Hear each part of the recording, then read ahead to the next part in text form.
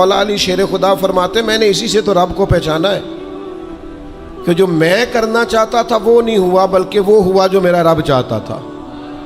فرماتے میں نے کسی کام کے لیے سارے اسباب جمع کر لیے، جب نہیں ہوا تو میں سمجھ گیا یہ کرنا میرے اللہ نے۔ یہ تو اللہ کی بہت بڑی اس کے ہونے کی علامت ہے کہ آپ اس کی رضا پہ راضی رہیں۔ حضرت ابن وقاص رضی اللہ تعالیٰ عنہ بڑے مستجاب الدعوات تھے، جو دعا مانگتے تھے قبول ہو جاتی تھی، اللہ کا ان پر خاص انعام تھا۔ اور یہ بات بڑی مشہور ہو گئی، دور دور سے لوگ ان کے پاس دعائیں کرانے آتے تھے۔ خود وہ نابینا تھے، بینائی نہیں تھی۔ تو کچھ لوگوں نے ان سے کہا کہ آپ اپنے لیے بھی دعا کر لیں، تو فرمانے لگے میرے رب نے بڑا عرصہ مجھے آنکھوں کا نور عطا کیا ہے، اب وہ لے گیا ہے تو میں اپنے رب کی رضا پہ راضی ہوں۔ اب اس میں ہوتا کیا ہے، دکھ اور تکلیف اور اللہ کے فیصلے پہ راضی رہنے میں نا ایک خاص لذت بھی ہے۔ صرف سکھوں کا مزہ نہیں ہوتا، دکھوں کا بھی مزہ ہوتا ہے۔ ہاں زخموں کی بھی ایک لذت ہوتی ہے۔ یہ کبھی آپ کے کوئی زخم ہو جائے اور ٹھیک ہونے کے قریب آئے تو آپ اسے چھیڑ کے دیکھیں، اس کی بھی ایک لذت، دکھوں کا بھی ایک مزہ۔ سکھوں میں تو لوگوں کو رونا نہیں آتا، جو بڑے سکھی ہوتے ہیں وہ تو کعبے جا کے نہیں روتے، ناراض نہ ہوئیے گا مجھ سے، ان کو تو مدینے جا کے رونا نہیں آتا۔ یہ دکھ ایک ایسی چیز ہے جو بندے کے دل کو نرم رکھتے ہیں۔ یہ آزمائش ایک ایسی چیز ہے جس میں نفسانی قوتیں ختم ہوتی۔ کوئی نہ کوئی آزمائش انسان کے ساتھ رہے تو اللہ کے حضور حاضر رہتا ہے۔ دکھوں کو، بیماریوں کو، تکلیفوں کو کبھی بھی برا نہیں جاننا چاہیے۔ یہ تو انسان کو اللہ کے قریب کر دیتی ہیں، دلوں کو نرم کر دیتی۔ جن کو ہم بعض اوقات بڑی آزمائش سمجھ رہے ہوتے ہیں وہی تو خیر بن جاتی۔ حضرت جناب ایوب علیہ السلام شدید علیل ہو گئے، شدید بیمار ہیں، 16 سال گزر گئے بیماری کو۔ تو آپ کی اہلیہ نے ایک دن آپ سے کہا اللہ کے نبی ہیں، دعا ہی مانگ لیں، اللہ شفا دے دے۔ تو جناب ایوب علیہ السلام اپنی اہلیہ سے فرمانے لگے شفا کتنا عرصہ رہی ہے؟ انہوں نے کہا 60 سال۔ فرمایا بیماری کو کتنا عرصہ ہوا؟ کہا 16 سال۔ فرمانے لگے ذرا بیماری کو بھی 60 ہو لینے دے، پھر دعا مانگ لیں گے، ہو لینے دے ذرا 60 سال۔ اللہ کی رضا پہ راضی رہنے کا فیصلہ کیا۔ آپ کی زبان مبارک سے یہ جملے نکلے کہ 60 سال ہو جائیں گے تو کر لوں گا دعا، اللہ تعالیٰ نے اسی وقت شفا عطا فرما دی، ٹھیک ہو گئے جناب ایوب۔ کچھ دن گزرے نا تو آپ کی اہلیہ نے ایک سوال پوچھا، کہنے لگی ایوب یہ بتائیے آپ نے بیماری بھی دیکھی، شفا بھی دیکھی، بیماری ٹھیک تھی کہ شفا؟ تو آپ فرمانے لگے سارے دن ہی اللہ کے ہیں، جس حال میں رکھے ٹھیک ہے۔ وصل اچھا ہے نہ فراق اچھا ہے، یار جس حال میں رکھے وہی حال اچھا ہے، میں سارے دن اس کے ہیں۔ لیکن فرمانے لگے اگر تم مجھ سے پوچھو نا میری ذاتی رائے تو بیماری بڑی اچھی تھی۔ انہوں نے کہا یوں بیماری اچھی تھی؟ آپ فرمانے لگے جب میں بیمار تھا نا تو 24 گھنٹے میں ایک بار میرا رب میرا حال پوچھتا تھا۔ فرمایا 12 گھنٹے تو اس مزے میں گزر جاتے تھے کہ رب نے حال پوچھا ہے، اور پھر اگلے 12 گھنٹے میں انتظار کرتا تھا کہ میرا رب دوبارہ کب حال پوچھے گا۔ تو میں ان 24 گھنٹوں کی لذت نہیں بتا سکتا جو اس کے حال پوچھنے سے طاری ہوتی۔ تو فرمایا شفا تو مل گئی ہے پر اب وہ حال تو نہیں نہ پوچھتا۔ اب وہ میرے بھائی اس بیماری میں جو لذتیں ہیں، جو کرم نوازیاں ہیں، جو رحمتیں، ان کو بھی تو دیکھیں۔ اپنے کریم رب کی رضا پہ راضی تو رہے۔ آپ کو پتہ ہے دکھ کس کو کہتے ہیں؟ دکھ کی تعریف درویش یہ کرتے ہیں کہ ہماری مرضی اور ہے اور رب کا ارادہ کرم اور ہے، اس کا نام دکھ ہے۔ سکھ کیا ہے کہ ہماری بھی وہی مرضی ہے جو ہمارے رب کی مرضی ہے۔ اگر مالک کریم کا ارادہ کرم یہ ہے کہ لاکھوں کروڑوں مل جائیں تو الحمدللہ، اور اگر اس کا ارادہ کرم یہ ہے کہ ایک وقت روٹی ملے ایک وقت فاقہ ہو تو الحمدللہ۔ اللہ کے فیصلوں پر راضی رہنا۔ ڈھیر سارے لوگ دنیا میں ملتے ہیں جو کہتے ہیں جی مجھے یہ پریشانی ہے، میں سب طبیبوں حکیموں کے پاس گیا، پھر میں آستانوں درباروں مزاروں پہ بھی حاضر ہوا، اس کے بعد میں نے بڑے بڑے دانشوروں سے مشاورت کی، لیکن میرا یہ مسئلہ حل نہیں ہوتا۔ تو کیا ہوتا ہے پھر وہ انزائٹی کا، ڈپریشن کا، ٹینشن کا، ذہنی تناؤ کا شکار ہونے لگتے ہیں۔ یاد رکھیے گا کہ اگر سارے ڈاکٹروں، طبیبوں، حکیموں، دعاؤں، التجاؤں کے بعد بھی مسئلہ حل نہیں نہ ہو رہا، تو پھر معنی یہ ہے کہ رب کی رضا یہی ہے کہ جو کرم سے اس نے فیصلہ کر دیا ہم بھی اس فیصلے پہ راضی ہو جائیں۔ بے چینی اور اضطراب یہ ہے کہ اللہ کا فیصلہ کچھ اور ہے اور ہماری جد و جہد کچھ اور ہے، اس سے ذہنی اضطراب اور تناؤ پیدا ہوتا ہے، اس سے طبیعتیں بے چین اور بے قرار ہوتی۔ امام علی مقام رضی اللہ تعالیٰ عنہ کی زندگی یہ ہے، اس کو سمجھیے گا کہ جس طرح قرآن مجید نے حضرت یوسف علیہ السلام کے واقعہ کو احسن القصص کہا ہے نا، قصوں میں سے سونا قصہ، خوبصورت داستان جناب یوسف کی، اور داستان یہ ہے کہ کبھی وہ باپ کے سب سے زیادہ لاڈلے ہیں اور کبھی وہ جناب یوسف علیہ السلام کنویں کی زینت بن گئے، کبھی ان کے قریب گرم ہوا بھی نہیں آتی اور کبھی ان کے چہرے پر تماچے پڑتے ہیں۔ پھر وہ کنویں سے نکلتے ہیں تو ایک اور تکلیف سہتے ہیں کہ انہیں بازار میں بیچا جاتا ہے، پھر وہ اللہ کی فضل سے اور اس کی توفیق سے ایسی جگہ چلے جاتے ہیں جہاں انہیں شہزادہ بنا کے رکھا جاتا ہے۔ کچھ زندگی بڑی آسودگی اور آسانی کی طرف بڑھنے لگتی ہے کہ پھر ایک فیصلہ کرم ہوتا ہے کہ جناب یوسف کو جیل میں جانا ہے، تو وہ کسی جگہ شکوہ نہیں کرتے، وہ کنویں میں جاتے ہیں تو پھر بھی اللہ کی رضا پہ راضی ہیں، وہ شہزادے بنتے ہیں تو پھر بھی اللہ کی رضا پہ راضی، وہ دوبارہ جیل میں ڈال دیے جاتے ہیں تو پھر بھی اللہ کی رضا پہ راضی ہیں۔ پھر اللہ کا فیصلہ ہوتا ہے کہ جس ملک کے وہ قیدی تھے نا، رب اسی ملک کا انہیں بادشاہ بنا دیتا ہے۔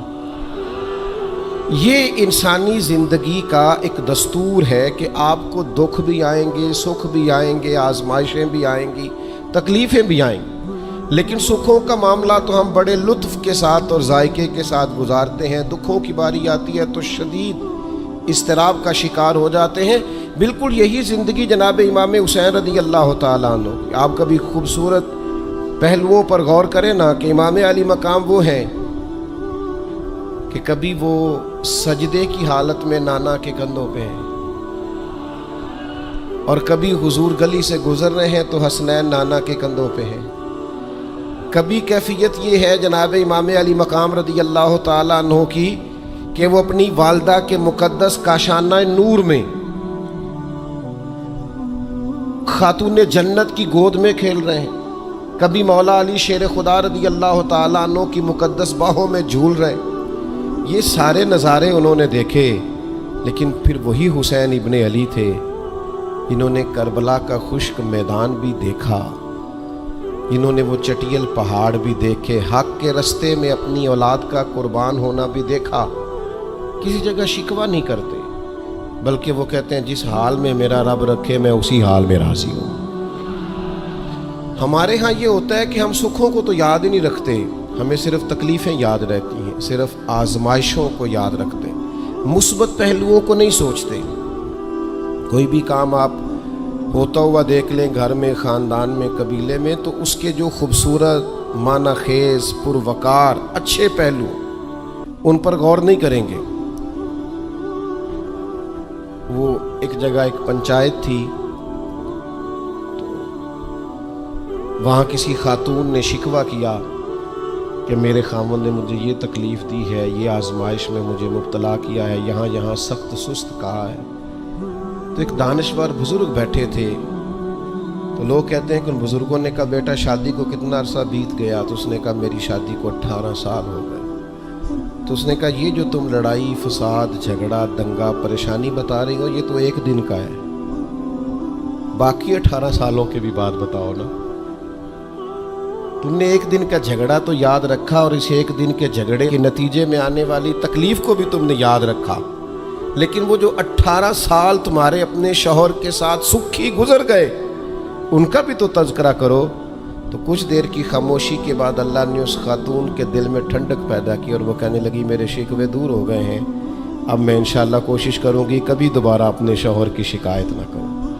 اب بات کو سمجھیں، ہم اپنی زندگی کی صرف شکایتیں یعنی دکھ ہی ہیں صرف زندگی میں، وہ دعا کر دیں جی میرے گھٹنے میں درد ہے، باقی جسم ٹھیک ہے نا ماشاءاللہ سارا، اس کا شکر بھی ساتھ ادا کریں۔ دعا کریں جی آج کل کاروبار نہیں چل رہا تو اس سے پہلے ساری زندگی ٹھیک چلتا رہا ہے نا، اس کا شکر بھی ادا کر لیں۔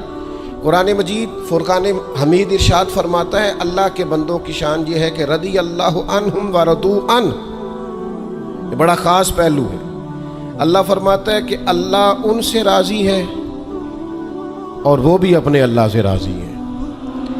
اللہ نے انہیں جس حال میں رکھا ہے وہ بھی اللہ سے راضی ہیں۔ ذالک الفوز العظیم، اللہ فرماتا ہے یہ بڑی کامیابی ہے، اللہ بھی ان سے راضی ہے اور وہ بھی اللہ سے راضی ہیں۔ امام غزالی رحمۃ اللہ تعالی علیہ سے کسی نے پوچھا یہ بندے کا اللہ سے راضی ہونے کا کیا مطلب ہے؟ تو امام صاحب فرمانے لگے رب تو کریم ہی بڑا ہے، یتیم کے سر پہ ہاتھ پھیر دو راضی ہو جاتا ہے، وہ طوائف کتے کو پانی پلا دے تو مالک راضی ہو جاتا ہے، وہ تو مہربانی بڑا ہے، تم نے رو کے 2 آنسو بہا دیے وہ راضی ہو جاتا ہے۔ فرماتے بندے کا مسئلہ ہے، مسئلہ تو بندے کا ہے، یہ راضی ہوتا ہی نہیں، یہ ہر وقت شکوے کرتا ہے، ہر وقت شکایات کرتا ہے، ہر وقت اس کا ذہن الجھا رہتا ہے، ہر وقت کوئی نہ کوئی نئی چیز کا مطالبہ کرتا ہے۔ نبی رحمت نور مجسم شفیع معظم صلی اللہ تعالی علیہ وسلم ارشاد فرماتے ہیں تم نہ اللہ کے دیے ہوئے تھوڑے رزق سے راضی ہو جاؤ، وہ بھی تمہاری تھوڑی عبادت سے راضی ہو جائے گا۔ لیکن ہمارا حال یہ ہے کہ ہمیں سب کچھ چاہیے اور نتیجے میں اگر کوئی خدمت کرنی پڑے، کوئی ڈیوٹی کرنی پڑے، کوئی کام کرنا پڑے تو اس کے لیے ہم تیار نہیں ہوتے۔ عزیز بھائیوں سمجھیے گا، غور فرمائیے گا، توجہ کیجیے گا اس بات پر کہ ہمیں ہر حال میں اپنے رب سے راضی رہنا۔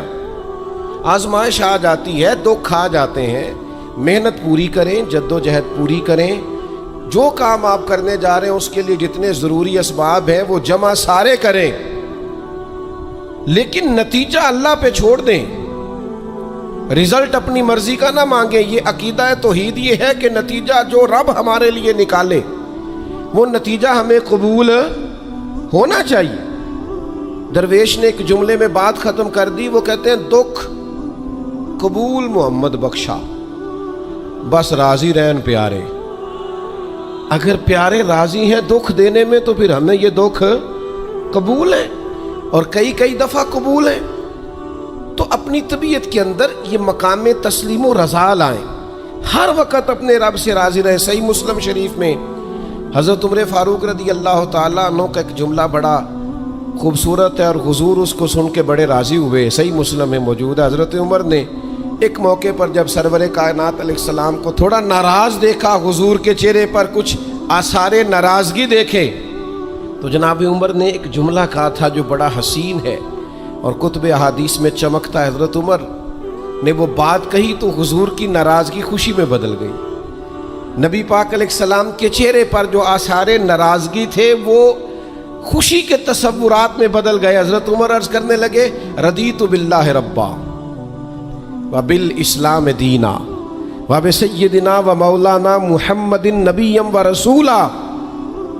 حضرت عمر نے حضور کو ناراض دیکھا تو کہنے لگے یا رسول اللہ ہم اللہ کے رب ہونے پہ راضی ہیں، اسلام کے دین ہونے پہ راضی ہیں، اور اللہ نے آپ کو ہمارا نبی اور رسول بنایا، ہم اس بات پر بڑے راضی ہیں۔ ہم راضی ہیں کہ اللہ ہمارا رب ہے، اسلام ہمارا دین ہے، اور محمد صلی اللہ علیہ وسلم ہمارے نبی اور رسول ہیں، بڑے راضی ہیں۔ بس یہ رضا والا جملہ کہا تو اللہ کے رسول خوش ہو گئے۔ تو اللہ سے راضی رہیں، آپ کے تصورات میں شکوے پیدا نہ ہو، شکایتیں نہ ہو، الجھے نہیں۔ اور بہت سارے لوگ ایسے ہیں جن کا خیال ہے میری بڑی شان ہے تو میرے اوپر مشکلات کیوں آتی ہیں۔ دوست اکثر کہتے ہیں جی میں صدقہ بھی دیتا ہوں، نمازیں بھی پڑھتا ہوں، دل किसी का न दुखे, इसके लिए भी पूरी कोशिश करता हूँ। मेरा ज़िंदगी का मिजाज ये है कि मैं कोशिश करता हूँ कि किसी को मेरे लहजे से, अंदाज से, उठने बैठने से अजियत न पहुँचे, लेकिन फिर भी मुझे मसाइब आते हैं। हम उन्हें कहते हैं आप इबादत करें, मेहरबानी फरमाएं, तजारत तो ना करें। आपकी राय ये है कि मैंने सदका दे दिया, मुसीबत कोई ना आए, मैंने नमाज पढ़ ली, मुशक्क़त कोई ना आए। तो कानून कुदरत ये है कि हुजूर अलैहिस्सलातु वस्सलाम फरमाते हैं सबसे ज़्यादा तकलीफ़ें आती अंबिया पे हैं, और हुजूर फरमाते हैं मैं अल्लाह का लाडला महबूब हूँ, मेरे ऊपर सबसे ज़्यादा तकलीफ़ें आई। ये आप अल्लाह की रज़ा पे राज़ी रह के तो देखें, आपके मिजाज में कमाल बुर्दबारी पैदा हो जाए, एक ठहराव आएगा। ये दोस्त इंतज़ामात कर रहे होते हैं ना, प्रोग्रामों के, इज्तिमात के, महफिल के, तो मैं एक ही बात सबसे करता हूँ, मैं कहता हूँ आपने ना बुर्दबार रहना है, आपने तहम्मुल से रहना है। हम देहाती लोग हैं, तो हमारे यहाँ शादियाँ होती थी ना, तो शादियों पे रिश्तेदार इकट्ठे होते थे, तो सिर्फ ये फिक्र नहीं होती थी कि खाना पूरा हो जाए, सिर्फ इतनी फिक्र नहीं होती थी कि इनके सोने का इंतज़ाम हो जाए, एक फ़िक्र और भी होती थी कि बंदे बड़े इकट्ठे हुए हैं, सारे बरादरी इकट्ठी हुई है, कितने लड़ ना पैन आपस में। हमारे यहाँ ना चढ़ाने वाले ज़्यादा ख़तरनाक नहीं होते, चिढ़ने वाले ज़्यादा ख़तरनाक होते हैं। जो ज़रा सी बात पे गुस्से में आ जाएं, ज़रा सी बात पे चिढ़ जाएं, कहीं सुकून ही नहीं, ठहराव ही नहीं ज़िंदगी में। अल्लाह की रज़ा पे राज़ी रहे। मेरे रब ने जहाँ मुझे रखा है सबसे ज़्यादा बाकमाल रखा है। जहाँ मैं हूँ खुदा जाने बुलंदी है कि पस्ती, पर जहाँ मैं हूँ वहाँ कोई नहीं है। आप अपने रब की रज़ा पे राज़ी रहें कि मेरी जहाँ ड्यूटी है, क्या ही बात है, मेरी जहाँ ड्यूटी, हज़रत सिद्दीक़ अकबर को अमीरुल मोमिनीन बनाया गया, लेकिन जनाब बिलाल हबशी के पास मदीने वाले महबूब के मेहमानों की जिम्मेदारियाँ थी, मस्जिद नबवी की कुंजियाँ थीं। कमाल उनका भी बड़ा है और कमाल बिलाल हबशी का भी बड़ा है, हालांकि वो तो मस्जिद में झाड़ू देते थे, खिदमत करते थे। तो आप अल्लाह की रज़ा पे राज़ी रहें, जहाँ रब ने आपको रखा है, जिस मकाम पे रखा है, वहाँ आप राज़ी रहें। आपको इत्मीनान महसूस होगा, आप सुकून में आ जाएं, दिल में ठंडक महसूस करेंगे, परेशानियों से निकलेंगे। ये हदीस देखिए, इमाम गज़ाली ने लिखी है, नबी पाक सल्लल्लाहु ताला अलैहि वसल्लम के पास ना सहाबा की एक जमात आई। उन्होंने अर्ज़ की, या रसूल अल्लाह सल्लल्लाहु अलैहि वसल्लम, हम ईमानदार हैं। तो हुजूर ने फरमाया, तुम्हारे ईमान की निशानी क्या है? तुम साहिब ईमान हो तो दलील क्या है? उन्होंने अर्ज़ की, या रसूल अल्लाह, ये ज़रा दलील सुनना। अर्ज़ करने लगे, या रसूल अल्लाह, मुसीबत आए तो सब्र करते हैं, नेमत मिले तो शुक्र करते हैं, और या रसूलल्लाह रब जो फैसले कर दे हम उस पर राज़ी रहते हैं। हुजूर फरमाने लगे, काबे के रब की कसम, तो वाकई ईमानदार लोग हो। अगर तुम अल्लाह के फैसलों पे राज़ी हो, अगर तुम नेमतों पे शाकिर हो, मसाइब पर साबिर हो, तो तुम वाकई मोमिन हो। तो ये याद रखें अच्छी तरीके से कि हमेशा अपने आप को अपने रब के फैसलों पे राज़ी रखें। हमेशा कोशिश करें कि मुकद्दर से शिकवा न करें, तकदीर से शिकायत ना करें। जो हमें नहीं मिला उसके बारे में अपनी तबीयत के अंदर तड़प और तलब ना पैदा करें। बस जो फैसला रब ने कर दिया उस फैसले पर हमेशा राज़ी रहें। ये करके देखें।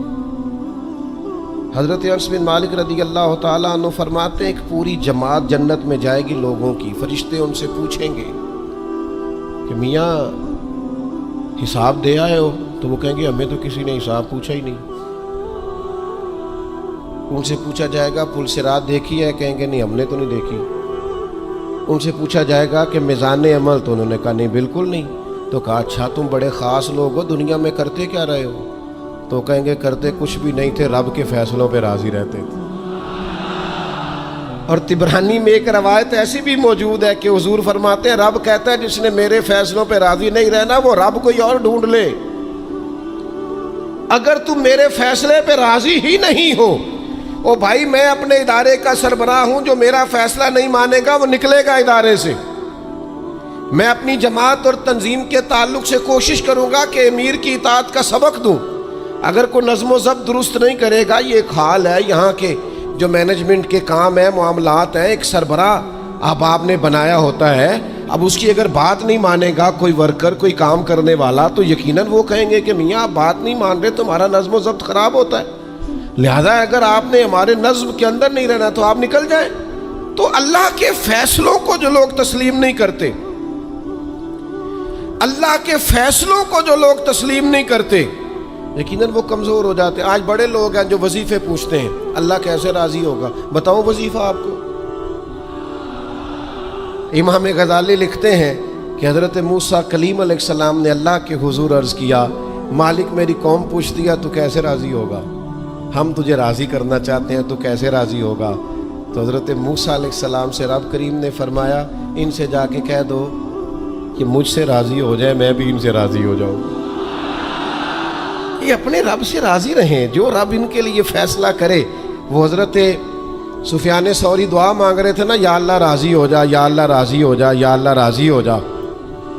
تو حضرت رابعہ بصریہ رحمۃ اللہ علیہا بھی پردے کے پیچھے بیٹھی تھیں. تو جب انہوں نے بہت زیادہ اس دعا پر اصرار کیا نا، یا اللہ راضی ہو جا، تو پردے کے پیچھے سے بول پڑی، کہنے لگی سفیان اب کچھ اور نہ مانگے، اللہ سے آگے نہ چلے. جناب سفیان کہنے لگے میں دعا ہی کر رہا ہوں کہ یا اللہ تو راضی ہو جا. تو فرمانے لگی پہلے اپنے دل پہ ہاتھ رکھ کے بتائیں آپ اللہ سے راضی ہیں؟ آپ تو کہتے ہیں یہ ہے تو یہ نہیں ہے، کبھی یہ بھی مل جائے نا.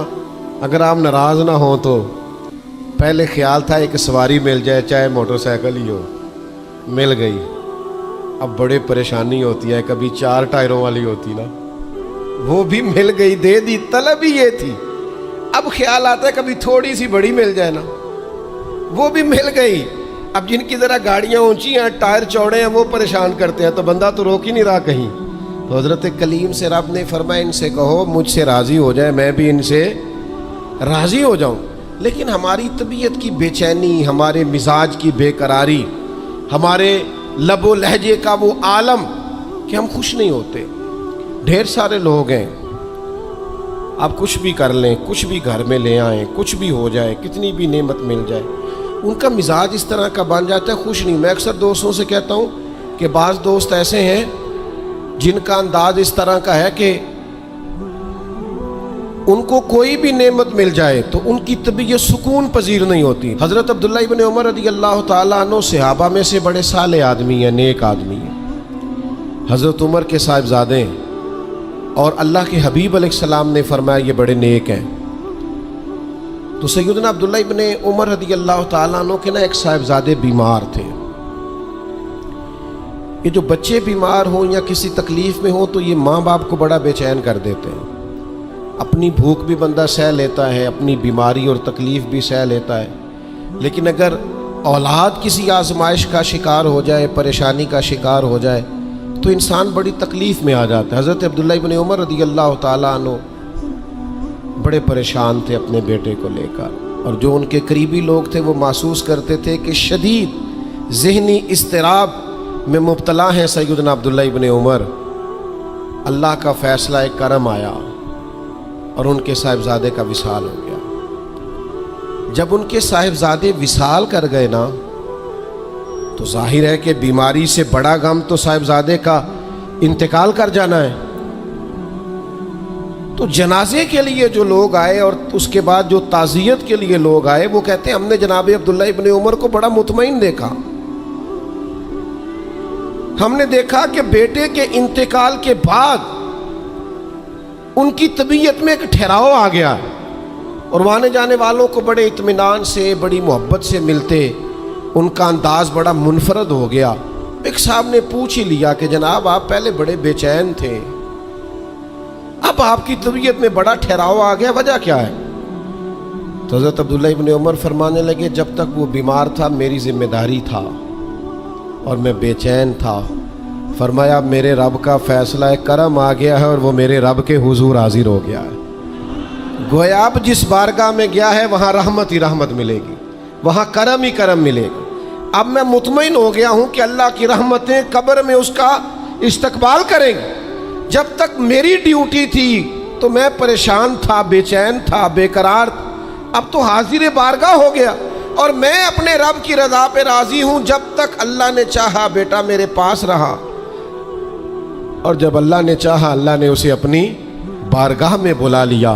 میرے بھائیو یاد رکھیے گا، ہمیشہ اس بات کو اپنے ذہن میں بٹھائیے گا کہ زندگی کے اندر کبھی بھی اللہ کے فیصلوں پر شکوہ کرنا اور اللہ کے فیصلوں پر اظہار ناراضگی کرنا معاذ اللہ، اس سے اپنے دامن کو ہمیشہ بچا کے رکھیں اور پناہ میں رکھیں اپنے دامن کو کہ کبھی بھی انسان اس طرح کا نہ ہو جائے. میں دیکھتا ہوں شدید بے چینی یہ ہمارے ماحول میں، اللہ تعالیٰ معاف فرمائے، جو لوگوں سے شدید ایک دوسرے سے ہماری طبیعتیں کھنچ جاتی ہیں اور تناؤ اور کھنچاؤ پیدا ہو جاتا ہے، اور پھر لوگ ڈپریشن میں چلے جاتے ہیں. حتیٰ کہ بعض لوگ معاذ اللہ انتہائی قدم اٹھاتے ہیں، خودکشی کی طرف بڑھ جاتے ہیں. اور بڑے بڑے پڑھے لکھے لوگوں کا ہم ایسا رجحان دیکھتے ہیں کہ وہ عجیب پریشانی کن گفتگو کرتے ہیں، بس اس کا ارادہ تھا ملک سے باہر جانے کا اور وہ حالات سازگار نہیں ہوئے، کسی وجہ سے نہیں جا سکا. تو بھائی سارے لوگ نہیں جا پاتے. آپ ڈھیر سارے لوگوں سے پوچھ لیجئے گا کہ وہ زندگی میں کچھ اور کرنا چاہتے تھے لیکن اللہ کا ارادہ کرم ان کے لیے کچھ اور تھا. اور یہ ایک ایسی اللہ کی توحید کی علامت ہے کہ